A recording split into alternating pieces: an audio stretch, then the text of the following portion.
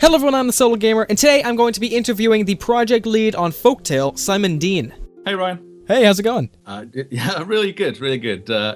Pretty stoked at the moment. I've just come out of a team meeting discussing all the plans that we've got for some of the buildings and some of the characters that go into Folktale, and yeah, we're trying to take a really sort of alternative, non-cliched view to some of it. So I think some of the buildings that are coming, people aren't going to have seen necessarily before in city builder games. So I think we're really excited about it. So and looking forward to sharing that with the community. That's awesome. Well, I guess first, what would you say Folktale is?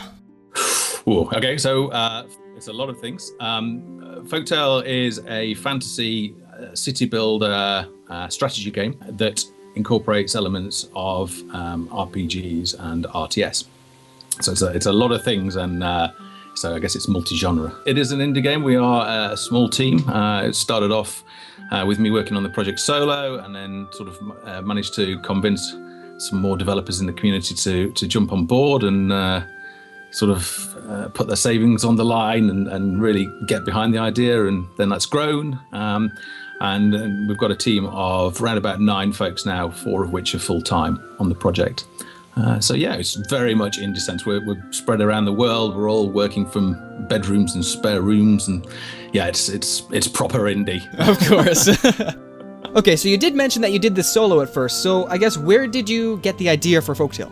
Okay, I mean, I've been a games player for, when did I start? It was, what am I, 38 now, and I started when I was probably about 8. So let's say 30 years. You know, I started with the Grandstand and the Atari 2600, and moved into programming, learned on the Apple IIe and all through the Commodore 64 and Amiga, and so I've been around and played a lot of games, and you know, I'm comfortable now in knowing what kind of games I like. And the reason why I wanted to start Folktale was I was finding that I was yearning to have all of these different aspects in one game that was like a living, breathing city in which all of these adventures and game genres could take place, and that's really there was nothing on the market that addressed all of those issues at the time. So I set about and started writing one. Perfect. Yeah, because if there's nothing out there, then you have to create your own, right? Yeah, I think that's probably how a lot of new games and new genres come about. You know, it's just a response from the development community. So when did the project start for Folktale? Thinking back, it was, I mean, we've just passed 2 years, so I guess it was May. Yeah, it would have been May 2011 that I first started. And now you're 2 years in, and it's already on early access on Steam. Yeah, we've come a long way in those 2 years. Yeah. You know, did some early work, and then as the extra guys came on board and joined the team, we did a lot of early character and development and art style development, and we've ripped a lot of that out and reiterated, and it takes a lot of time to arrive at a final art style for a game. So there's all of that.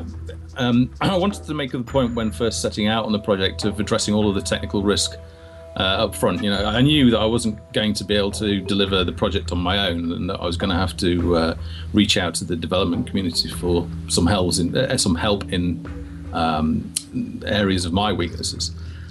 So I had to make sure that if I was going to ask people to commit a good chunk of their time and savings to the project, that, you know, I was going to give the project every chance of success. The proper thing to do is make sure that you can deliver before you start asking for help. So that's what I did. We've reiterated on all of the core elements that are in Folktale. So the map system, the pathfinding, the combat system, all of that is evolved into what is the current alpha version that's available on Steam Access today. I guess we spent 18 months.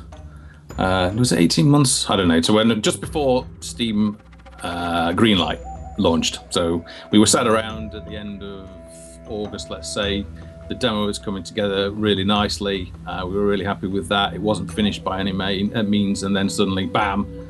Out comes Valve with Steam Greenlight, and it was like, wow, this is an awesome opportunity here. So I dived on that as soon as I could.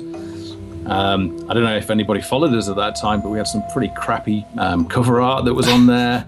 You know, it's a little bit of firefighting, but we had an amazing response to that, and a lot of Gamers liked what we were presenting. Obviously liked that we'd done a lot of work prior to even going on that. And remember, this wasn't fundraising. This was just to get greenlit, to get an opportunity to launch on Steam. And yeah, we missed the first cut in September, was it? Yeah, and we were greenlit in October the 15th, which was awesome. I mean, it's such a great response. It essentially catapulted us from obscurity to being in the limelight, which was awesome. But it did catch us a little bit off guard. But we sat down, collected our thoughts, and realised that we should probably ask the community, this huge, awesome community that was suddenly exploding around us, what they actually wanted in a game. So, being a developer that really wanted to engage with the community throughout development, we did a poll, both on Facebook and on Steam Greenlight, asking which game mode they would most prefer. And they voted overwhelmingly for Sandbox, followed closely behind by single-player campaign, and then multiplayer actually trailed quite a way behind. Now, given we're a small indie team with limited resources, we can't possibly deliver everything. So all we can do is go with what the community wants. So that's what we did. We'd essentially got a game that was a level-based campaign mode game, but the community was wanting this. So we took what some people are referring to as quite a brave decision to do that change. So we had to think about, right, okay, well, we've put all this time and effort into creating all these systems, and a lot of the work is reusable. It's not like it's thrown away. You don't throw out a combat system just because you've changed from a campaign game to a sandbox game. So there's very little waste gone off. In fact, there's hardly anything that will get thrown out. Right. So we thought, right, we'll go for Kickstarter. Start getting ready for Kickstarter. We'll finish off what we've been working on, and that's what we did. And we headed into 2013 with that every intention. We started working on our Kickstarter campaign, and then we got to, what was it? I think it was March time, April time, and then. Boom, out comes Valve again with another sort of game changer, completely revolutionises certainly the indie landscape, and they come out with early access, and we can go out and launch the product and actually do fundraising through Steam, which was fantastic. I mean, but it's a real curveball that we have to stop and think about. So. And sorry, this is a really big, big story. Just keep talking. It's very interesting.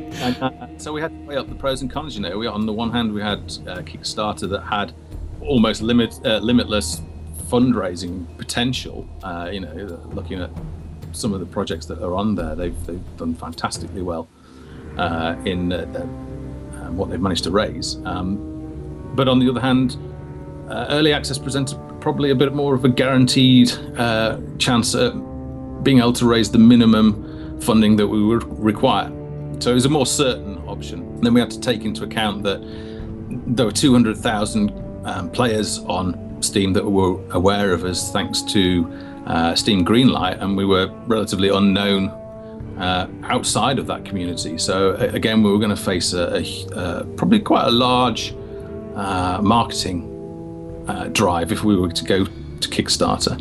And then again on Kickstarter, a lot of what we've seen while we've been monitoring Kickstarter is that a lot of developers are making some mistakes and putting all these fulfillment tiers in and these pledge tiers for t-shirts and art books and things like that, and all of that needs fulfilling. And we've only got a small team, and I really didn't want to be diverting the development team to fulfilling pledge tiers, so we just wanted to go with the digital product. And finally, Steam provides a global, reliable network that gives us very easy updates and allows us to actually engage with the community directly. So in the end, there was a little bit of loyalty came into it as well because of what Valve had done with Greenlight and the awesome opportunity that had given to us. So yeah, we went with Valve and Steam, and yeah, I mean the response that we've had has been tremendous. I would say it's completely blown us away. Actually, prior to making the decision, I was actually in touch with a couple of other developers that have already gone through early access, just to get an idea in my mind of sales figures and forecasts and what that was going to mean in terms of support, and could we cope with it? And we did all that. We did all that modeling, and that's all gone out the window because it's just exploded, and a lot more people are buying it than we anticipated. And with that comes a proportionate number of support incidences and bugs, and we're struggling. Most of the technical support comes down to myself, and so I think I've been averaging 3 to 4 hours of sleep a night since launch. I don't know how my body's coping, but it seems to be doing okay. Yeah, that doesn't sound too healthy. No, the last thing I want is to become ill and be taken out for several. Got to work on getting these or supporting players that are experiencing show-stopping bugs, which there are a number, and we're trying our very best to talk to each one of those, and in some cases where players are able to work with us a bit more and have a bit more disposable time on their hands, we're working one-to-one in the chat, and we're trying some debug builds with them just to verify that the bug fixes work, and we're getting through it. We've identified 3 or 4 top priority show-stopping bugs. We fixed 2 or 3 of them, either with direct fixes or workarounds, and now we're on to the last sort of really big showstopper, which is great. But unfortunately, I've not been able to respond to all of the great feedback and some of the less critical bugs that have been we've been given, and that's unfortunately going to take some patience and support from all of the community, and it's a lot of pressure on us, and we're trying our best, guys. But we will get around to you, and we will answer every comment that's made. I've got some of the other team members are actually monitoring the forums and trying to collate some of the feedback. So not bugs specifically, which are the highest priority, but some of the feedback and ideas that the community's got, and trying to collate that into a report that we can sit down as a team and discuss and look at the ideas. So yeah, it's a hell of a lot of work at the moment, but I am loving it. We've got a great community. And I'm really looking forward to the months to come, because I think we're going to have some really awesome hangout times with the community, and we're going to be able to make a really great game based on feedback and iterative development. So yeah, I can't wait. I just want to get these bugs fixed and get on with it. Right, yeah. Well, speaking of the community, you said that the core gameplay was driven by the community on a poll. Now, what else are you doing with the community that would change the way the future of the game would come together? Okay, so right now, there's obviously a lot of people clamoring for information on what's coming next, and when's the next update, and when are you going to release Sandbox. We did have a project plan based on what we anticipated the support load was going to be, and what the funding was going to be. That's obviously changed quite a bit. We've got a little bit of slippage for maybe 2 to 3 weeks while we address some of the bugs, and the funding that we've got available is going to allow us to hire in a few folks. In fact, I've just posted this morning around about 4 a.m, 5 a.m, whatever unearthly time it was, an advert for a community manager. So we're making steps in the right direction, and I think we're also going to look for another programmer who can help me out as well, but we haven't posted that yet. So there's some of the sort of like very, very early moves. What we'll be doing when things calm down is presenting. Well, first of all, we've got to go through all the feedback, all the great feedback that we've been provided with. People have taken the time to share their ideas, so the very least that we can do is go through those and review them, and then present those as part of our findings and our first sort of report, if you like, back to the community. It's not really a report, because that suggests like a one-way dialogue. It's more of an initial presentation, and then the floodgates open, and we have some developer hangouts, pretty much like a virtual Starbucks, where we sit down and we'll try and control it so it's not like a massive influx of questions. We're not quite sure of the exact details right now, but it's going to be an organized developer hangout that hopefully gets some good feedback and some points that we can actually take forward and look to implement. So the whole idea going forward is that we're going to, obviously we have our own ideas. I think there was a question in the forum a couple of days back that I answered that says, I don't think the developers actually know what it is that they're delivering, and that's very much not the case. We know exactly what we wanted to deliver. What we're going to do is we're going to present those plans, and then we're going to get feedback on those plans, and that way we make sure that we've not made some silly decisions, and the game that gets developed is very logical, is very playable, and it's going to be a product that the community has very much been involved in shaping. So the community can be, a harsh place when you're still in early access. People don't really understand the game. Did you have any real big problems with these misinformed users? Yes. Yes. It was a baptism by fire. I've never been a community manager before. I've been a project manager before, and dealing with business clients and stuff like that, and throughout my career. But I've never had thousands and thousands of clients all at once wanting the same thing and wanting your attention. So, and actually looking at your product and critiquing it and going, "What the hell's going on? Why is it full of bugs?" And so we understand that, and we were prepared for that. And actually, it's been not quite as bad as we thought it was be. I think that's because we've got a really great community. Being alpha, it was it's like release 0.1 of the alpha. We didn't know what feedback was gonna be in total. We had no way of knowing. So some things that we took for granted in development have just kind of blown up in our face, and we've sort of had it all. It's like it's like an American soap opera in a way. It started off with accusations of sexism, and that comes from the fact that the female peasants couldn't be trained in any of the occupations. Now that is not deliberate. Actually, you can train a female peasant as an innkeeper.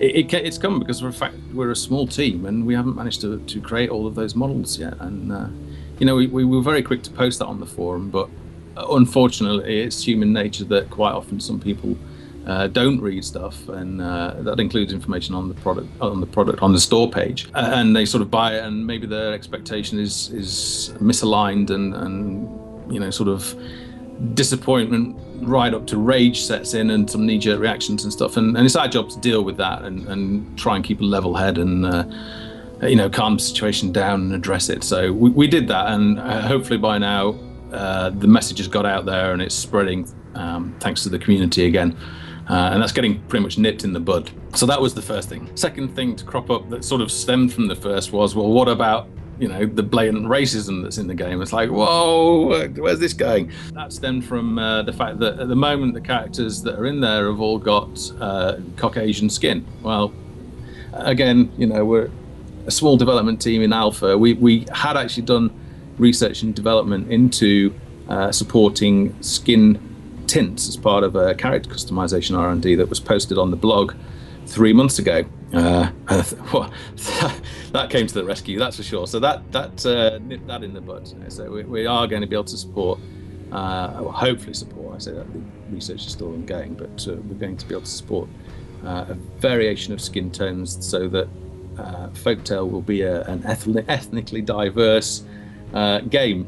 I mean, it's a game and it's a fantasy game, and it's got very little bearing to reality, so it's kind of a bit crazy that it's happened. But these things do happen, and again we nipped that in the bud, and that was kind of crazy. Yeah, I would imagine so. Yeah, and then the final point was we got accused of being homophobic because of the character Camfrey, who's the wizard. Again, that was probably because of some of the edgy humour that's in there, but I pointed out that it was actually written in the voice acting script 18 months prior to launch, that Camfrey, that while camp, flamboyant and sarcastic, he wasn't in fact gay, and the relationship that he's referring to is with his familiar that's like a snowy barn owl. So yeah, we were a little bit disappointed that all these things came up, and we did our best, and as I say, the community was great and spread the word, and those incidents seem to have died down.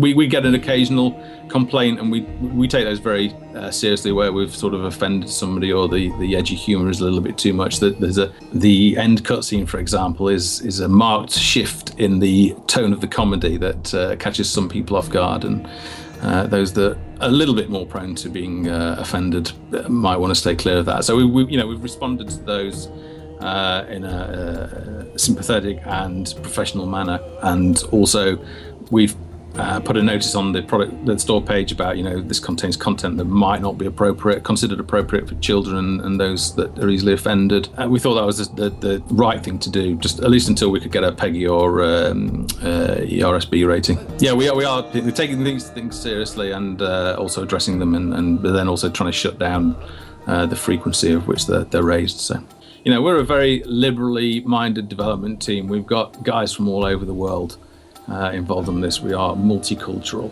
None of this could be further from the truth. So, but it's cool anyway. So, yeah, it's all good. Good.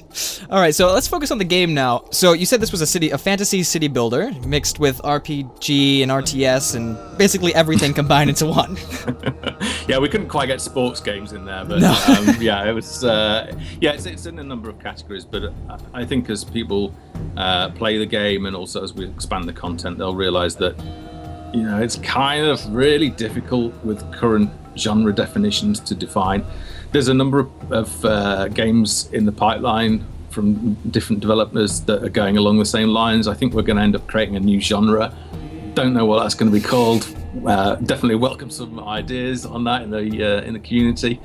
But yeah, I think we're sort of defining a new evolutionary era of RTS and city builder games here. So it's going to be really cool. I mean, there's some other games out there that are in development that have been on Kickstarter and stuff that look really cool. And as a strategy gamer and city builder gamer, I'm really looking forward to getting my hands on those and playing them actually as a gamer. Not that I get much time these days. The Folktale gets compared to titles occasionally, and my disgracefully thin library of games on Steam is slowly expanding as I sort of pick up these games to check out. But a lot of them, I'll sort of fire them up for 15 minutes and then I'll go, yeah, okay, right, standard, back to developing Folktale sort of thing. So right, of course, it's a new genre. It's a new genre in making.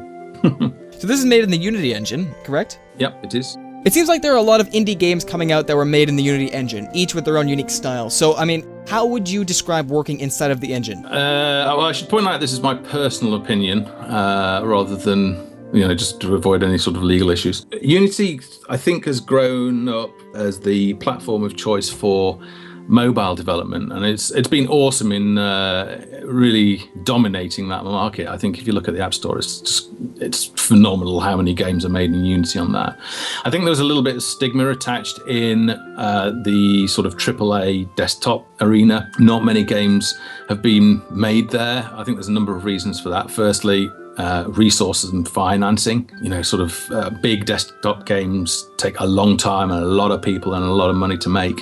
Whereas some good quality mobile games could be made in 6 months by one person. So there's a huge gap there in terms of how achievable it is, and it's a big barrier to entry. So naturally, you won't have that many developers trying to make games with the Unity engine anyway. I think they're doing a great job in terms of improving the graphics. The graphics engine that is in it is great. The flexibility that's in it is great.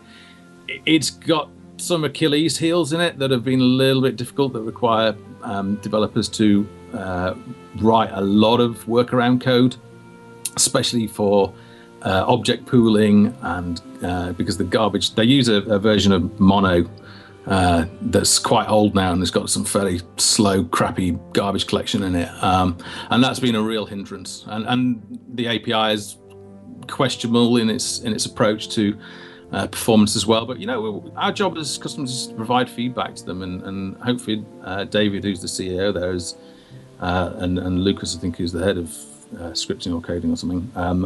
Hopefully they take notice. I'm assured that they are, and they take notice and they're working on these things. But they've got some really cool features actually coming in Unity 4.2, which I think is going to make, well, I'm hoping are going to make some great impacts to mid and high range, well, players with mid and high range PCs. So we've got shadow batching coming, which, given all the lighting in Folktale is dynamic, that could potentially give us quite a significant performance increase. And they've got some other cool stuff coming as well. So I'm really pleased actually with this imminent release, because it's I wasn't that bothered about 4.0 because it didn't really make any impact on Folktale apart from performance gains and stuff. But 4.2 is looking very cool. I think Unity, it's great for indie developers. It's a good revenue model. It's not one of these models where you sort of, if you start earning over, I don't know what, $500,000 or whatever it is, you then you need to start paying 30% of your revenue or whatever it is. It's pretty much a fixed price professional license fee that I've been using, and we're actually we're now that we've actually raised some funding, I think we're gonna acquire professional licenses, and I'm going to give those to the rest of the team who haven't been using Unity at all. They've been working, in 3D tools, but it's now time that we need to get serious about team collaboration and sharing, and adapt our workflow a little bit. So yeah, lots happening on that. Unity, very happy with it. They need to do some improvement work, but isn't the same is said about nearly every product. So, but I'm happy we chose it 2 years ago. We looked at all the other engines that are out there. We chose Unity. It's been a roller coaster ride, but I'm glad we did. And should I be making the same game again, I would probably end up making exactly the same decision. So yeah, keep at it, Unity guys. I might bitch and whine at you a lot, but you're doing a great job. Okay, back onto the subject of the game. The only thing that's in the game right now is the tutorial version, and I know there are plans for sandbox and a map editor. So can you give us an insight on what is going to be coming next? I know a lot of people are asking what's going to happen next and when, but can you give us some insight on that? Yeah, absolutely. Yeah. So the first thing that we're doing is we want to provide as much customization as possible to players. Now, while we're limited in some of the modding that we can support, what we can do is we can start looking at producing a map editor. And we were looking at the current terrain system that's in there, and it's not really, it's great for where we control the map design and can control the experience, but it's not very good in terms of being moddable and allowing players to create their own dungeons and outdoor locations and stuff. So I've been working with our art director for a couple of months now, developing the new model that we're approaching, which is going to be a modular-based approach. We've been working on exterior locations and interior locations. So the plan is very much to have community-created content, and for you to be able to actually design your maps and upload them and share them with the community, so that well, I suppose if we were to talk high level about it in terms of what we'd like to achieve, it'd be great if you could sort of design your own village environment and then decide that you're going to have a sewer system off one of the buildings and go ahead and design all that and then upload that, and we'll have community feedback and rating of those maps so that we can showcase the very best ones. That's going to be a very cool feature. It gives us an opportunity to change some of the technical decisions we've made. So the pathfinding, we're actually going to change the approach that we're taking to pathfinding. That's going to be a bit more memory efficient. So that's one thing. Reducing the memory footprint is always good, and it's especially going to help those users with Windows 32-bit, should I say. So there's the terrain system, and there's the map editor. And there's load and save. That was a big pet peeve of the community. The fact that there was no save included in the tutorial. It was actually a deliberate decision. With hindsight, it turns out to be absolutely the wrong decision, but we can't always get every decision right. Well, I say that, we hopefully can now that the community is involved and can see what we're developing and give feedback on it. But just a little bit of background to why it wasn't included. We realized fairly early on that we were going to have to rip out the entire terrain system and change that. A lot of the world will be affected by events and stuff, so we needed any time that we would invest in implementing a save system would pretty much be all scrapped and thrown out. So it was probably a bad investment if you think we're only a small team and we need to think about where best to use our time. So we thought, okay, well, the tutorial, you've got anything from between 1 to 4 hours of entertainment based on the feedback that we're receiving. We're getting some guys saying that they can run through it in 30 minutes, but that's going to be there's over 10 minutes of cutscenes for a start, and the map's ginormous. As if you watch Sips from Yogscast covered it, and he was genuinely shocked at how ginormous the mini campaign map was. The reason for that is it was designed really to show off the art style and the direction of the game that we were going, and to allow a bit of exploration and adventure. But we thought, okay, right, well, that's within the limits of a normal play session. Hopefully people won't miss it. Yeah, wrong. A big wrong. So yeah, we regret that. We're very sorry for that. Loading and saving is something that's going to be built in from the very start of the new terrain and map system. So yeah, a little bit of understanding and patience on that, and yeah, it'll be addressed real soon. I guess another one of those gripes would be, the fixed building placement in a sandbox game. I think in fact, I know in the gameplay walkthrough video, that's the second video on the store page, which is me talking through where we're at and presenting the current state of the project. I mentioned that it's a bit of a legacy thing that's going to be removed. It was probably okay for a campaign mode, but it's not okay for an open sandbox game. So that is going to be thrown out, and sort of free placement added, so you can lay out your city, or we're going to, the goal is to be able to build paths and roads and really define your city as we go. I'm not sure we're going to have curved roads. That's, I don't think we're going to go that far, but certainly it's going to be nice and easy to start with your dirt tracks and then build up to nice cobbled streets and really rich, quite wealthy settlement as you play through the sandbox mode. Okay, so there are some pretty iconic characters in the game right now that have some very interesting dialogue, and the voice talents are incredible. So how did you go about picking the people for the job? Oh, okay. Well, I guess it all started with Pete, our writer. When I first started the project, I very much had the idea that it was going to be high fantasy, and we were going to have all the stereotypical characters in there. And because it was a collaboration, we put feelers out, and Pete got involved. He came back with some really crazy stuff. I mean, he came back with Camfrey the Camp Wizard, the gangster goblins that speak with a London inner city accent, and and the Mexican wrestler witch doctor, slave master Urzel. So yeah, it was just wacky, and a worship of toast as well. And I think initially I was like, what the hell? But yeah, he very quickly won me over, and we ended up going with that. And being an indie, an unfunded indie at that point, we had scraped together a budget for some voice acting, and we had a very talented, dynamic guy, Sean Rutledge, who I'd worked with before.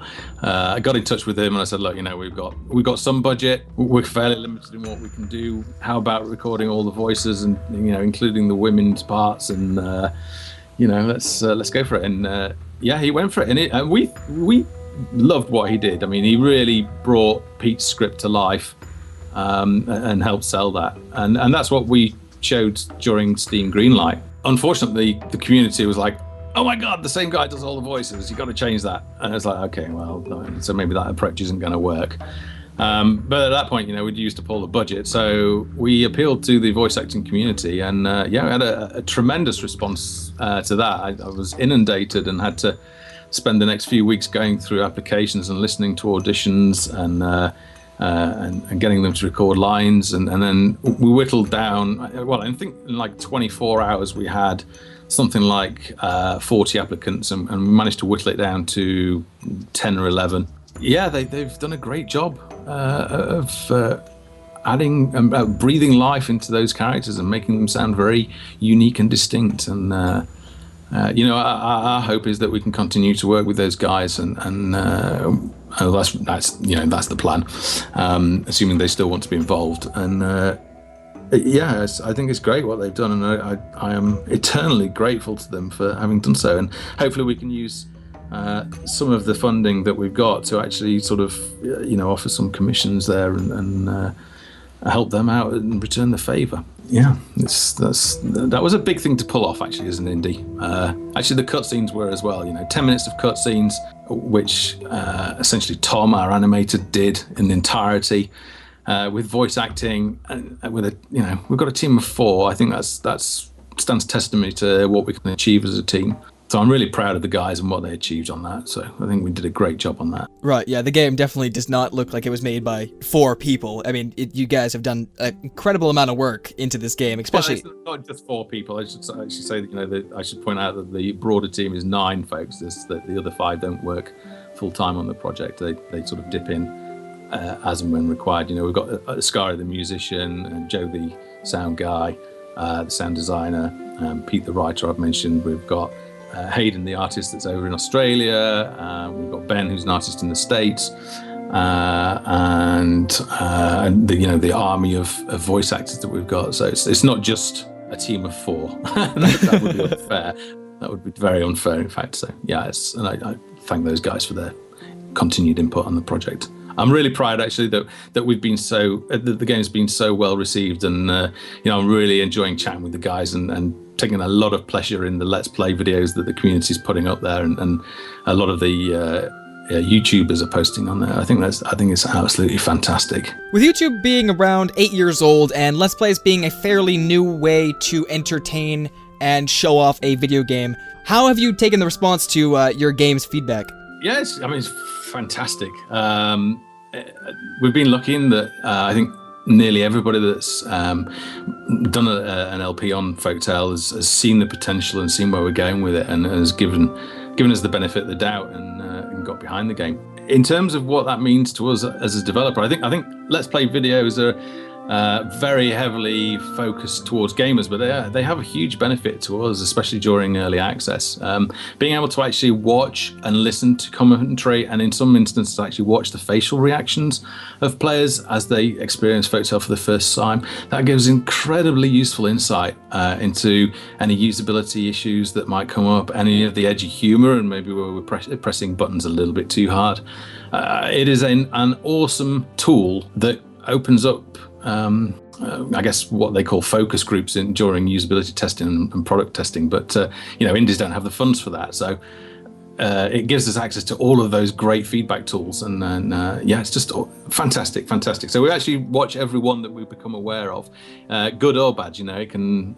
We've not had any that are really slated as yet, but I'm sure they're coming. But we take those on the chin, and it's our job to respond to the feedback that's in it. And this is exactly how we can improve the game and make it a better game. I would have hated to sort of lock ourselves away in rooms and work on the project and then launch a title out there with no community involvement and then be a hideous failure. I think this is a route to hopefully guaranteed success. In fact, we believe that the Let's Play videos are so important that what we've actually done, we've started listing the Let's Play videos over on the Steam forum, and there's some very, very big names in there. We've got Sips from Yogscast on there, and some of the other guys, and more will be added in time. But just like the community supported us as a small guy, we're trying to do the same. So there's some Let's Play YouTubers out there that maybe only get a few hits and just trying it out, or actually trying to break into that time. So we're actually going to try it. We've started this thing, I don't know what we could call it, LPing it forward, back and jumping on that bandwagon, but trying to give the little guys that have made really cool videos that we like the humor and the way that they've approached it. We're trying to feature those at the top of the list. So you might find it a little bit odd that we've sort of pushed the likes of the hundreds of thousands of viewers a little bit further down, and then you've got guys that have got maybe 10 views on their videos appearing at the top, and I just think that's something that we can do to show our appreciation to the guys that have taken the time to make these Let's Play videos. It's incredibly useful feedback, and it's like a little thank you for that. That's really fantastic, because a lot of communities for games, whether it be AAA or what, they don't really focus on the YouTube side of things, and it's a great user interface for feedback, and it's great that you're sponsoring the little guys who really play your game and try to entertain other people with it. Yeah, they are an essential part of this development process, and very pleased to have them on board. Awesome. So you said you were set back, or rather shocked by the launch. Is there any advice, or how would you take the advice to other developers that are starting out? Early access is fairly new, and I think there's a period of education that's going to need to happen in terms of gamers becoming aware and that understanding of what early access is to grow. I think the developers that are going through, or that have been through early access and that are going through it now, we're shouldering a lot of negative reaction because of mismatched expectations, and not only that, but there's a lot of things that we've done wrong that we could have been better prepared for. So actually, a couple of months ago, I think Gamer Sutra were kind enough to reward me with expert blogger status, which means that I can post blog articles and they appear on the homepage, and not exactly totally sure how it works, but we get on there anyway.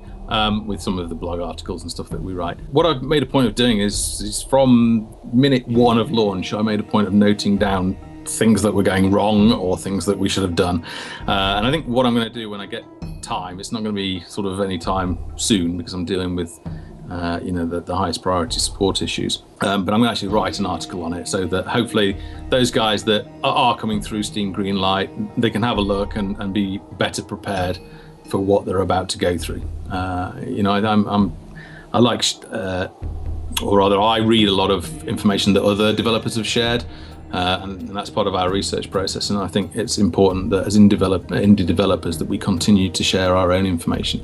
It's our only source of information in a lot of respects. So in that sense, the indie community really supports itself, and we'll do our bit to continue that tradition. We'll indie developers, if you're out there listening to this, we're going to share our knowledge and hopefully make things a little bit easier for you. But it's not going to make that much difference because if you're successful, you're in trouble. Yeah, well, it's great that you're educating them because, I mean, in recent years, indie games have been taking a focus point in games, and it seems to be, it's starting to grow. Yeah, it is, isn't it? Yeah, there's a huge a swell, I'll call it. I won't say tidal wave, I'll say a swell. That's been building for a number of years in the indie scene. It's starting to become much more mainstream now. I think that's because players are looking around at maybe what some of the larger companies are putting out there, and maybe they're finding a little bit of stagnation in creativity, and they're looking for some innovation. Going back to the early days of the industry when it was one guy in his room putting out. In fact, it's probably how David Braben started with Elite. I mean, look where he is now. Yeah. And Mr. Molyneux. I'm sure they all started the same way, and we all shared a heritage that came from the very, very first consoles. But yeah, it's exciting stuff. I think we're reclaiming the industry and giving it a much needed boost of creativity and innovation. That doesn't, I'm not saying that innovation doesn't happen in large titles. Of course it does, and that, we're direct beneficiaries of that. It drives forwards hardware technology, graphics technology, sound technology. The big players are a very, very important part of the industry, and I think sometimes indie developers also forget that. But at the same time, it's the age of the larger games is over. It's the time of the indie. Yep, exactly. At least we'd like to think that anyway. So I think now we're starting to get some more mature and accessible development tools. I think you're going to start. You can already see it. Is that a lot of Unity games and indie games are starting to burst out onto Steam, and it's going to be really interesting for the industry. I think anybody who is a gamer and enjoys playing games, there's some exciting times ahead, and being one of those people, I'm really looking forward to what that means. Yeah, I am too. So before we wrap this up, do you have any other points that you would like to talk about? The most important point, actually, which is a personal thank you to everybody who's bought the game in early access. Without you guys, if you hadn't have voted during Steam Greenlight, we wouldn't have got through that process. We wouldn't have been talking to Valve and Steam. And we wouldn't have just had the explosive success in sales that we've just experienced. Thank you. You're giving an awesome opportunity, and I will promise that we will do our very best to try and return that, and by delivering the most awesome sandbox game of this type yet. And this is for PC as well as the Mac, correct? At the moment, actually, we support Steam Play, so if you buy it on one platform, you can play it on all the others without needing to buy the game. And the early access price, it includes the current alpha, regular updates throughout development, the final digital retail version of the game, and all patches thereafter. So there's no paying twice. And if you buy it, you can play it on PC and on Mac without buying it again. We've got a Linux version that's up and running on Mint. There's a couple of issues with that we need to go through, and a little bit more code tweaking, but it is up and running. We do intend to launch that as soon as we can. The community there has been incredibly patient, and I'm really excited. As soon as we can get going with that, we'll be on it, and I think they're going to become a very, very important part of the community. Really looking forward to that. So PC, Mac, and Linux. Awesome. Folktale is available on Steam, early access for $19.99. I want to thank Simon Dean, project lead of Folktale, for this interview that's been taken away from his time, his free time, I should say. Free time? What's that? Okay. I don't have any time. We all need a break, and this has been a very welcome break. But as soon as I get off, it's back into support. It's actually back to coding and getting the code done to support the final high priority fix. So. Yeah, and thanks for the opportunity, Ryan. It's been great to be able to answer questions and hopefully address some of the issues that have been raised by the community so far. Awesome. Well, I thank you again. I hope you all enjoyed. Thanks for watching, and stay tuned for more.